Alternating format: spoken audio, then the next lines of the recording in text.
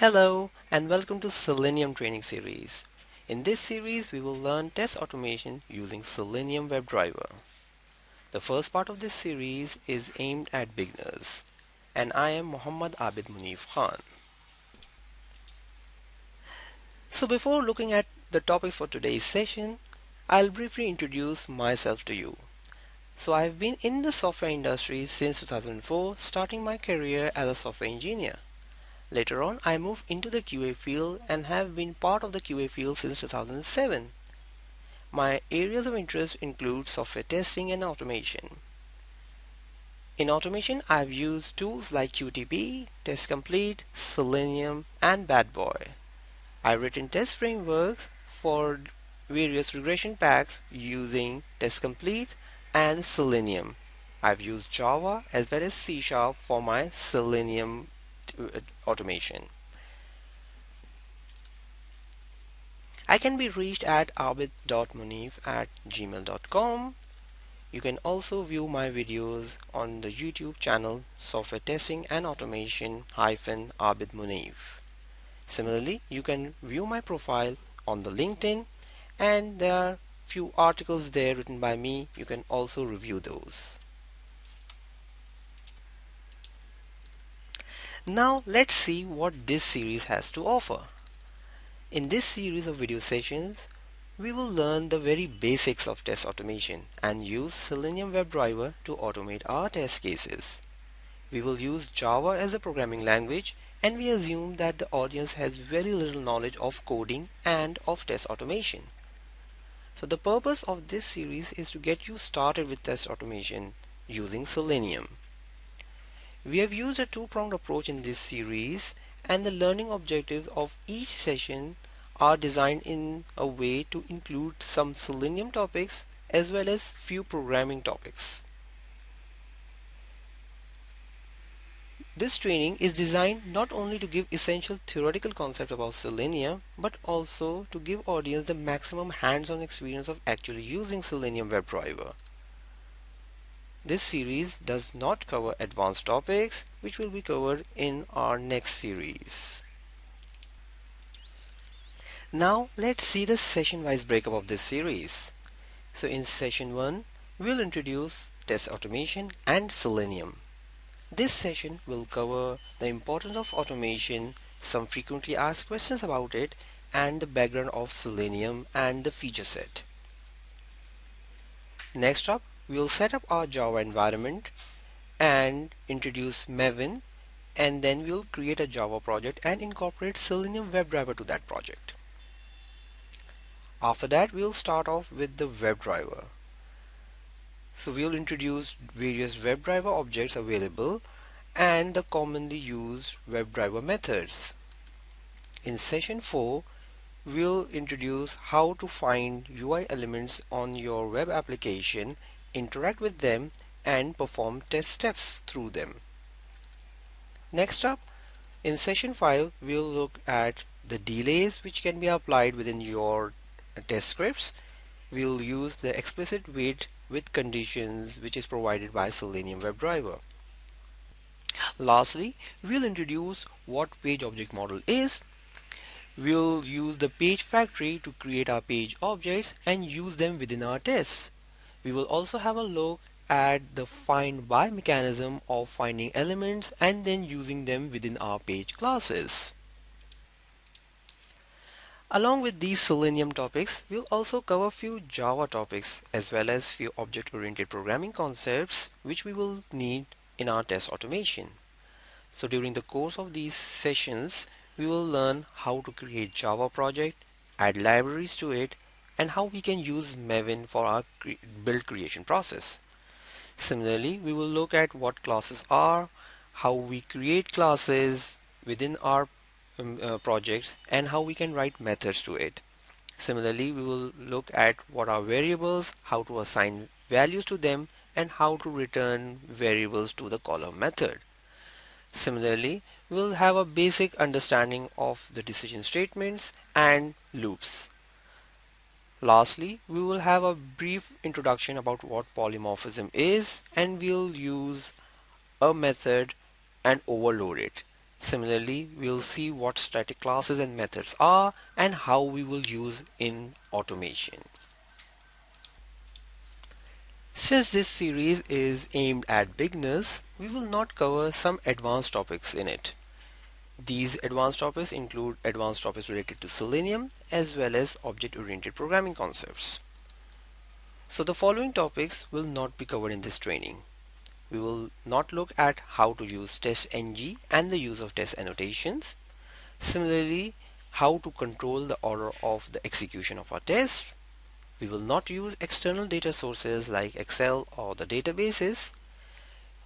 We will not look into how we can create abstraction layers, how we can create base classes, use inheritance, and use another aspect of polymorphism, which is overriding of methods. We will not look into how we can create a good test framework and how it is organized. So let's get started with session 1.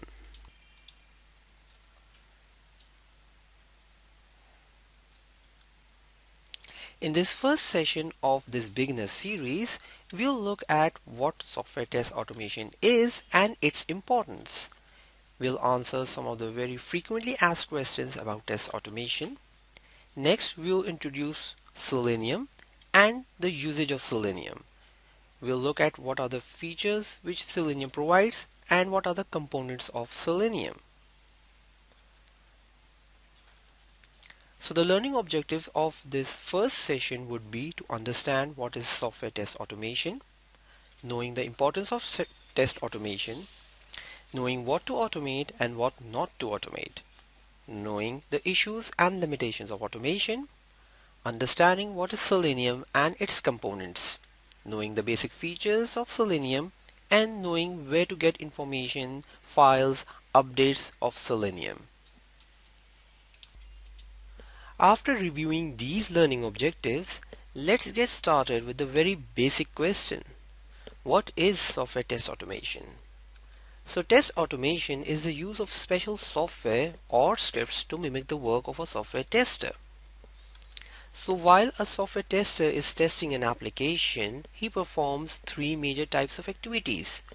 He interacts with the application and executes test steps. He verifies whether the actual behavior of the application meets the expected behavior of the application. And finally, he reports back the health status of the application. So this is precisely what we will be doing with the test automation tools. With the use of these tools, we will execute test cases on the application under test and then we'll report back the results. Usually, the test automation scripts are based on the test cases or scenarios that the manual testers have developed or would have developed for testing a particular functionality. They would contain same test steps and verification checkpoints. Based on verification checkpoints, there would be code written within the test scripts to determine whether the test case passed or not, and then the reports can be generated and sent out to the relevant stakeholders. Similarly, the test data which the manual tester would have entered to test a scenario is either added via the automation script itself or a baseline database is used to execute the test scripts, which has all the test data already preloaded in it. Now that we know what is software test automation, let's have a look at what benefit it brings in and its importance. So the first benefit which it brings is the increased test coverage. Automated software testing can increase the depth and scope of tests to help improve software quality. Lengthy tests that are often avoided during manual testing can be run unattended and can be repeated again and again. They can even run on multiple computers with different configuration. Similarly, automation improves accuracy and consistency.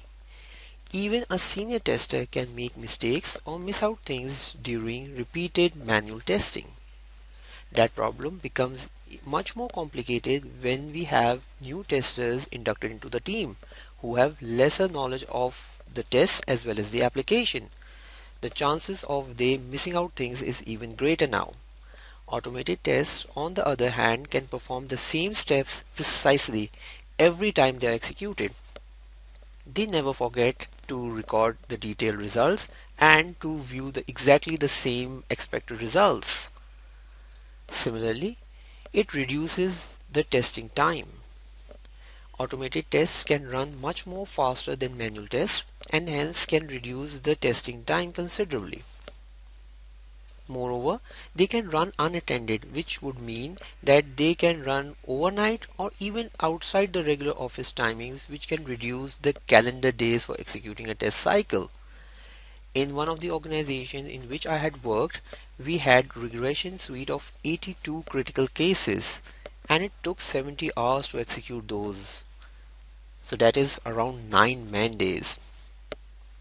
So before every release, we used to dedicate all of our 3 QA resources to the regression cycle and it took 3 whole calendar days to execute this regression suite and then we were able to release the application. So after we completed its automation, it took just 12 hours to execute the whole suite and that too unattended. So the manual hours spent on it was virtually zero, while the calendar days was reduced from 3 days to just half a day. Automation helps the overall organization increase its productivity by freeing up resources from executing repetitive software testing tasks. This gives the team more time to spend on more challenging and rewarding projects. Testers, freed from repetitive tests, can focus and devote time to deal with complex features which require more human intelligence and focus. Moreover, they can spend more time in creating new automated tests to increase coverage. Similarly, automation enables rapid release cycles. With the advent of agile methodologies and its emphasis on rapidly releasing the software to customers, we do not have so much time at our disposal to perform lengthy regression cycles. So it has become even more important to have the most critical areas of your application automated so that they can readily be tested with accuracy and gives the product owners the confidence to release this product. And now coming to the most important point from the organization's perspective, automation saves time and money. As you already know, software tests have to be repeated often during development cycles to ensure quality. Every time source code is modified, some or all of the software tests may need to be repeated, as is the case in regression testing. Manually repeating these tests is costly and time consuming. Automated tests, once created, can be run over and over again at no additional cost, and they are much faster than manual tests. Automated software testing can reduce the time to run repetitive tests from days to hours, a time saving that translates directly into cost savings. In the example I gave earlier, we had saved 70 hours of manual testing, that is almost 9 man days. That is a huge cost and time saving if it is just calculated for one release. And since we had multiple releases in an year, you can imagine how much time and cost saving we had achieved by automating our regression suite. Apart from the points presented above, there are other benefits of test automation as well, like increased confidence level of the team while releasing a product and increased customer satisfaction achieved through executing more thorough testing cycles. So we'll just end the discussion here by reiterating that test automation does provide us with a lot of very tangible benefits, and it's definitely very important in the software industry right now to have automation implemented, especially if you are using agile methodologies. Now that we know the importance of software test automation, let's look at some of the very frequently asked questions about automation and try to answer them. So the first question which is often asked is, can automation eliminate manual testing? So the simple answer is no. Manual testing cannot be eliminated completely, but it can be reduced. Moreover, with the aid of automation, you can have your manual testing focused on the right areas which require more human intelligence rather than wasting human cycles on repetitive tasks. Similarly, another question which comes into the mind is, can we automate all of our test cases? Theoretically, all test cases can be automated, but it is never advisable to try to automate all test cases. A lot of cases are much more quicker to be executed manually, and moreover, some of them may be so seldomly executed that the cost of automating them cannot be justified. They are best left to be executed manually whenever there is a need. So there is a universal consensus of automation experts that although almost all cases can be executed, but it should never be done, and you have to be judging it yourself very carefully which ones to automate. So the next question is, when should we start automation? So automation is usually done when the functionality as well as the UI of the application or a module is more or less stable. So it's best to automate an area when the requirements are not changing frequently and the initial rounds of manual testing has already been performed and the area is reasonably stable. Another related question is, when not to automate. So it is not advisable to automate when the requirements or the UI is changing or slated to be changed in near future. Similarly, if there are major changes in the business flow of the application, it is also not recommended to automate those flows. Another question which people ask after hearing all of the benefits of test automation is, are there any downsides to it? So as with any other thing, there are downsides to automation as well. A lot of times the initial starting cost of automation is quite high. If you are using licensed automation tools, most of them are reasonably expensive. Moreover, QA engineers might need trainings to enable them to be able to contribute to automation efforts. Similarly, the UI of an application is one of the least stable interfaces of that system.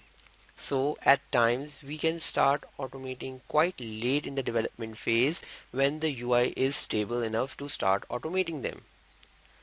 And since the automation cases rely heavily on UI of an application, a slight change can break the test case and be reported as a failure, although the functionality was still correct. Lastly, automation cases can break due to a lot of other reasons as well besides the actual bugs.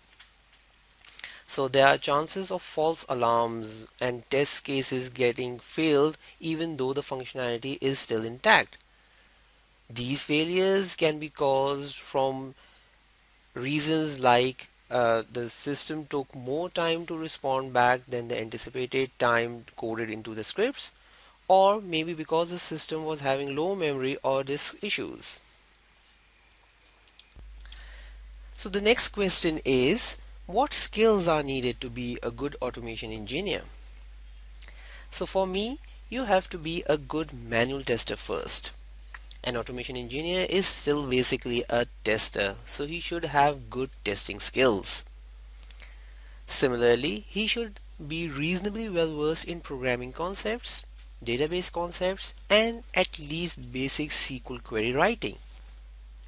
But then again, I would like to reiterate that having only programming skills is not a basic criteria for being a good automation engineer. You have to be good in testing. You have to know how to test an application, how to formulate your tests, what should be the flow of the test, and similarly what test data should be used within the tests. Lastly, a related question. Should I need to be an expert programmer to become an automation engineer? So, as stated previously, being an expert programmer is not necessary. I think the main prerequisite to becoming an automation engineer is that you should not be allergic or afraid of programming. You can learn programming and can become good at it along the way. So being a good programmer is not a prerequisite, just that you should be reasonably comfortable with it. Having said that, if you are a junior or a middle tier automation engineer, you will most likely be required to code test cases only, using a test framework already developed for you by a senior colleague. So even basic level or average level programming skills would suffice. But if you are a senior level automation engineer, you are expected to be someone who can write the test framework or contribute in it. For that, you are expected to be a good programmer with good object-oriented programming skills and good knowledge of programming language. So, the expertise in programming really depends on your job role. At initial level, even basic programming skills might be enough. But at senior level, more programming expertise is necessary and is required as well. After answering these questions, let's just end this discussion about the bigger picture of test automation here. I hope this introduction to test automation has provided you with fair amount of knowledge about what test automation is, its importance, as well as answered the frequently asked questions about it. Now, let's move to our next topic and introduce Selenium. So, the first question is, what is Selenium? So Selenium's official website provides a very simple answer to this question. Selenium automates browsers. This actually means that you can simulate browser interactions with the help of Selenium.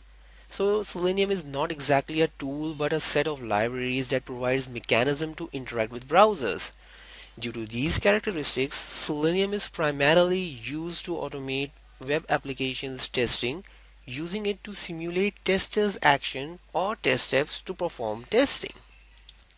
Now, when we say we can use Selenium to simulate the testers' test actions, what do we really mean by it? So suppose we have a tester who wants to test the application's login functionality. The first test case which he would run will be to test the functionality for a valid user. So this test may require some initial test data setup, and then the actual test case would start with the tester opening the application and navigating to login page, then interacting with the elements of that page like entering valid username and password and then clicking on the login button, and then reviewing the outcome of the application and verifying whether the user landed correctly on the expected page or not. Now, if we were to simulate this using any of the tools or library like Selenium, we would create a script, and that script will do all of the same test steps like navigating to the login page, entering username and password and clicking the login button, and then reviewing the outcome of the application and matching that outcome against the expected outcome and then evaluating the test result. Based on this evaluation, the script would determine whether the test case passed or not.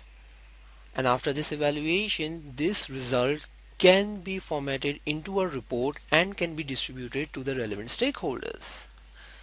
So now after this automation case is in place, there is no longer need for a manual tester to repeat this test. Whenever we need to run this test case again, we just rerun the test script and it will do the trick for you. It will interact with the application, do all the required test steps, evaluate its results, and provide an output for the stakeholders to review. Now let's look at the features of Selenium. So Selenium is a library which aids in functional testing of web applications. So we cannot automate desktop applications using Selenium. It is an open source framework, and so there's no licensing fee involved. It supports 7 programming languages which include all of the popular languages like Java, C Sharp, PHP, Ruby, Perl, Python, and JavaScript.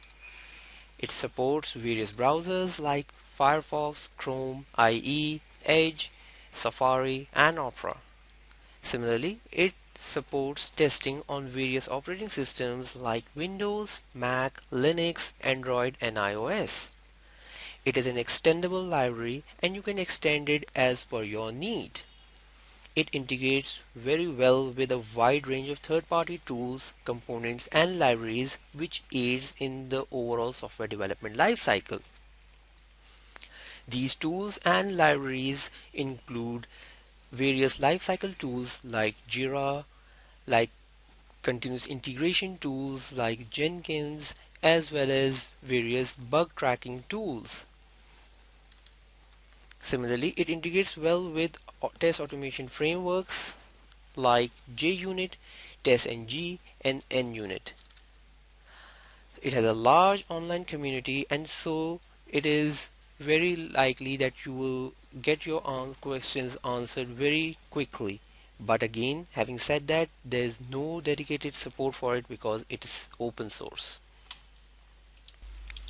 So now let's look at the components of Selenium. These components are basically a set of different tools within the Selenium family. So the first of these tools is Selenium RC. It is also known as Selenium 1. It is a client-server system that allows you to control web browsers. The server passes the Selenium commands to the browser using JavaScript commands. As of now, Selenium RC has been officially deprecated in favor of Selenium WebDriver. So the next component is Selenium WebDriver. It is also known as Selenium 2. It is a compact object-oriented API with a simpler and more concise programming interface. It drives the browser natively as a user would either locally or on a remote machine. The next very exciting component is Selenium Grid. Selenium Grid allows running tests in parallel on multiple machines and to manage different browser versions, browser configurations, and operating systems. It consists of a hub having multiple servers which provide access to browser instances. Lastly, the fourth component is Selenium IDE. Selenium IDE is a Firefox add-on that makes it easy to record and playback tests. Apart from record and playback, we can also write scripts using three columns: command, target, and value. Unfortunately, from Firefox 55 version onward, Selenium IDE no longer works. Now that we have seen what is Selenium, its features and components, let us have a look at where we can find Selenium. So Selenium's official website is seleniumhq.org. You can find all of the information related to it on this website. You can find useful articles about Selenium, its history, and about all of the releases till now. So in the project section you can see its components. Similarly, within the download section you can find all of its releases. You can also view the previous releases under this section. Similarly, a lot of documentation is also available which can be viewed in the Selenium documentation section. Let us now review what we have learned so far in our session. So in this first session of this beginner series, we have learned what is software test automation, its importance, and have answered some of commonly asked questions.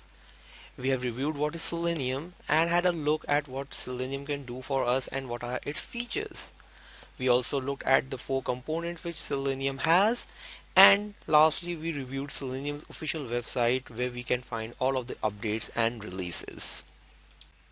Before we conclude this session by having a look at what topics we will cover in our future sessions, I just wanted to show you test automation in action.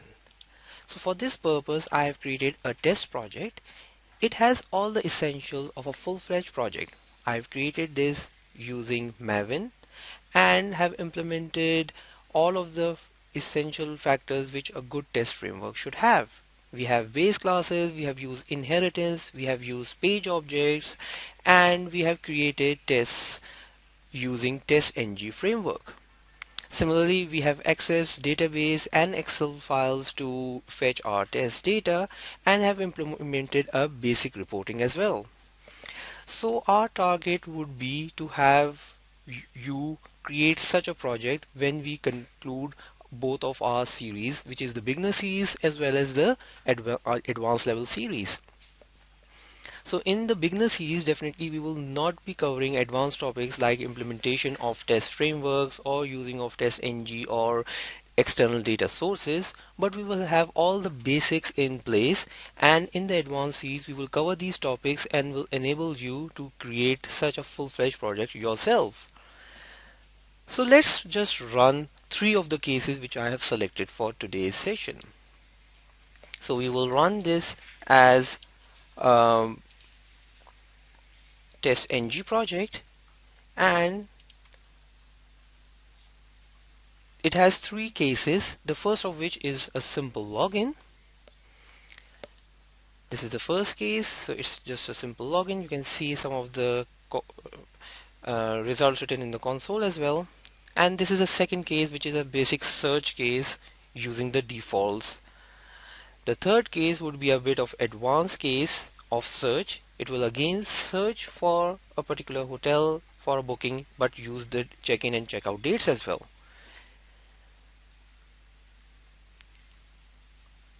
So you can see all of these tests passed, and we have our status written in the console as well. Similarly, you can have a detailed look at the reporting console of test ng, and you can see that the tests, 3 tests were executed. Test case 1 was login with valid credentials. The test case 2 was a search hotel.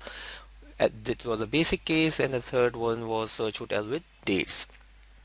Similarly, as I had mentioned, that we have a basic reporting available as well. So you can see that if we just want to view this report in the form of an HTML report, you can see that this is available. Similarly, the detailed version of it is also available of what tests were run. So this is a full-fledged project which has a framework. It has test ng implemented as well. It has external data sources linked to fetch the test data, and it has implemented object-oriented concepts like base classes, inheritance, polymorphism, and we have implemented page object as well here.